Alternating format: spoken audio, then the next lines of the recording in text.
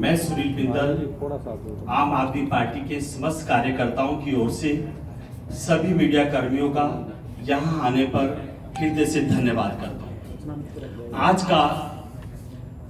आज की press conference का जो मुख्य मुद्दा है वो हाल में ही जो दिल्ली में जो एमसीडी के चुनाव हुए हैं और अभी जो 2 दिन पहले एमसीडी में हमारे मेयर शेली ओबराय और डिप्टी मेयर और स्टैंडिंग कमेटी में जो हमारी स्थिति है उसको स्पष्ट करने के लिए और बजट के विषय में चर्चा करने के लिए आप सब लोगों को आमंत्रित किया है। आपका हृदय से धन्यवाद। सर्वप्रथम एमसीडी में दिल्ली का मेयर चुनने के लिए सर्वप्रथम मैं माननीय सर्वोच्च न्यायालय को श्रेय देना चाहूंगा। सुप्रीम कोर्ट ऑफ इंडिया के इंटरफेयर से दिल्ली को आज अपना एमसीडी में अपना मेयर मिला। अदरवाइज एलजी ने, पूरी भारतीय जनता पार्टी ने, भारतीय जनता पार्टी के वरिष्ठ अधिकारियों ने, भारतीय जनता पार्टी के वरिष्ठ नेताओं ने कोई कसर नहीं छोड़ी, जबकि आम आदमी पार्टी ने लगभग 80 दिन पहले बहुमत प्राप्त कर लिया था। उसके बावजूद भी एलजी ने अड़ंगा लगाकर भारतीय जनता पार्टी का मेयर नहीं बनने दिया। ऐसा लगता है कि भारतीय जनता पार्टी का लोकतांत्रिक व्यवस्था में विश्वास नहीं है और भारतीय जनता पार्टी ने लोकतांत्रिक मूल्यों का हनन किया। आखिर में सुप्रीम कोर्ट के इंटरफेयर से ये सब संभव हुआ। दिल्ली की जो हमारी प्रत्याशी थी मेयर पद की शेली ओबराय, उन्होंने सुप्रीम कोर्ट में एक याचिका दायर की कि एलजी जो मेयर बनाने की जो प्रक्रिया है उसको तुरंत से तुरंत शुरू करें, जबकि 3 बार मेयर की जो प्रक्रिया है उसको स्थगित करना पड़ा था। फिर माननीय सर्वोच्च न्यायालय के दखल से यह प्रक्रिया संभव हुई और 24 घंटे के अंदर सर्वोच्च न्यायालय ने निर्णय दिया कि ये जो प्रक्रिया 24 घंटे में पूर्ण होनी चाहिए।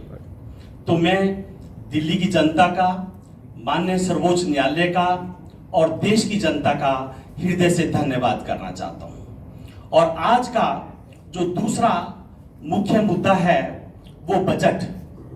अभी जो समाज के किसी भी वर्ग के लिए ये बजट ठीक नहीं है।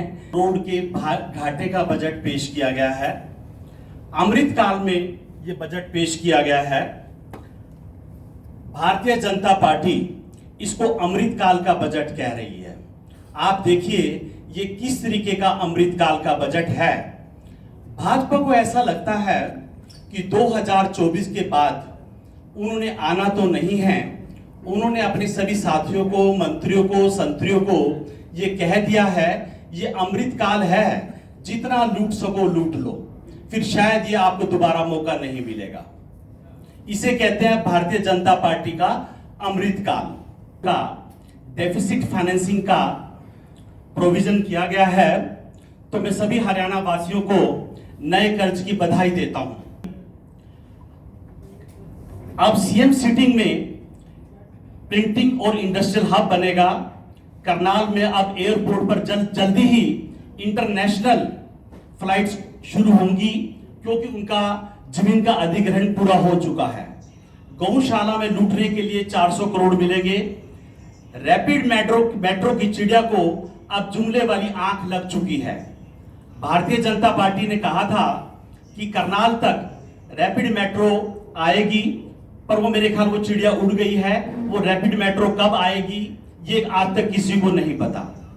भारतीय जनता पार्टी के लोग मंत्रियों ने वादा किया था कि करनाल से जल्दी ही यमुनानगर तक रेलवे लाइन बिछाई जाएगी।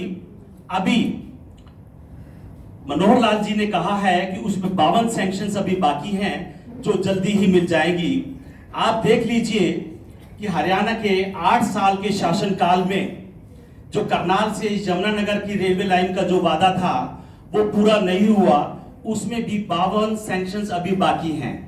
तो सरकार ने कहा है, आपको लगता है इसमें कोई सच्चाई है या एक ही जुमले का पिटारा है? मैं एक एक करके इन सभी बिंदुओं पर आपसे चर्चा करूंगा। तो उन्होंने श्री मनोहर लाल जी को एक पत्र लिखा था जिसमें ओल्ड पेंशन स्कीम को बहाल करने की बात करी थी। मैं सभी पत्रकार साथियों को दिखाना चाहता हूं, ये 2019 में दुष्यंत चौटाला जी ने ये पत्र हरियाणा के मुख्यमंत्री श्री मनोहर लाल जी को लिखा था। पर गठबंधन सरकार में हरियाणा को लूटने में इतने मस्त हो गए हैं कि आज तक इस ओल्ड पेंशन स्कीम पे कुछ नहीं हुआ, और जो ओल्ड पेंशन स्कीम की जो हमारे साथी मांग कर रहे हैं उनको डंडे और पानी की बुछारों के अलावा कुछ नहीं मिला। देखिए, जो पेंशन है वो 2500 रुपए से 2750 रुपए कर दी गई है। ये है गठबंधन सरकार का जुमला। जो जुमले को लेकर इन्होंने हरियाणा में सत्ता हासिल करी थी, जो जेजेपी ने जो जो झूठे वादे किए थे कि जब हम लोग सत्ता में आएंगे तो हम 5000 रुपए बुढ़ापा पेंशन देंगे समान राशि के रूप में, जो अब इस 4 साल के शासनकाल में 2750 रुपए हो गई है। आप ये देखिए कि सरकार की क्या कमिटमेंट है। में अभी भी 52 सैंक्शन पेंडिंग है, तो इस रेलवे ट्रैक को बनाने में तो मुझे लगता है अगले 80 वर्ष लग जाएंगे। ये दूसरा जुमला देखिए आप सरकार है। जमीन अधिग्रहण की प्रक्रिया पूरी हो चुकी है। जब जमीन अधिग्रहण की प्रक्रिया में 8 साल लगे तो एयरपोर्ट बनाने में तो मुझे लगता है 80 साल लग जाएंगे। तो कम से कम जो एंटरप्रेन्योर्स हैं उनको तो उद्योग धंधा लगाने में मदद करें। इसका मैं एक उदाहरण देना चाहूंगा कि किस तरीके से हमारा हरियाणा का जो CLU विभाग है व्यापारियों पर किस तरीके से अत्याचार कर रहा है। इसका एक इस पे मोटा मोटा लिखा हुआ 32वां रिमाइंडर। इसका मतलब मैंने सरकार को ये 33वीं चिट्ठी लिखी है, 33। मैंने करनाल में एक बैंक्वेट के प्रोजेक्ट के लिए लगभग 4 साल पहले निवेदन किया था, जिसकी मैंने लगभग 40 से 50 लाख रुपए पूरी फीस भर दी, और मेरा ये 33वां रिमाइंडर है। जब ये फीस की प्रक्रिया शुरू हो जाती है तो ऐसा कहा जाता है कि CLU आपको 2 दिन, 4 दिन, 5 दिन, 10 दिन में आ जाएगा। जब हम लोग CLU डिपार्टमेंट में जाते हैं तो हमें ये कहा जाता है कि आप मुख्यमंत्री के कार्यालय से संपर्क करो।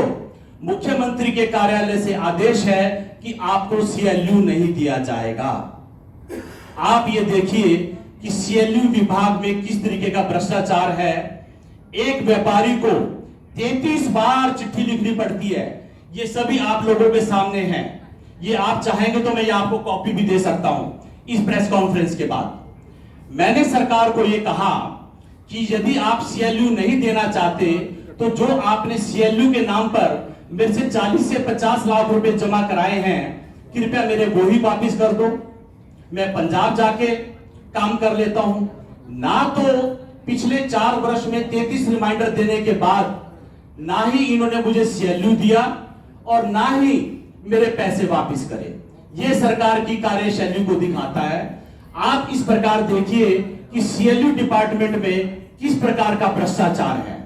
मुझे नहीं लगता कि हरियाणा में किसी भी व्यापारी को CLU बगैर मुख्यमंत्री के कार्यालय में जो हेल्थ का जो बजट है 2022-23 में जो हमारा हेल्थ का जो बजट था वो 7,126 करोड़ था, जो कि 2000। हमें लगता है ये जब जुमला है, जब बजट 68 करोड़ रुपए कम कर दिया गया है तो बताओ वो 700 बेड का जो हॉस्पिटल है वो कैसे बना।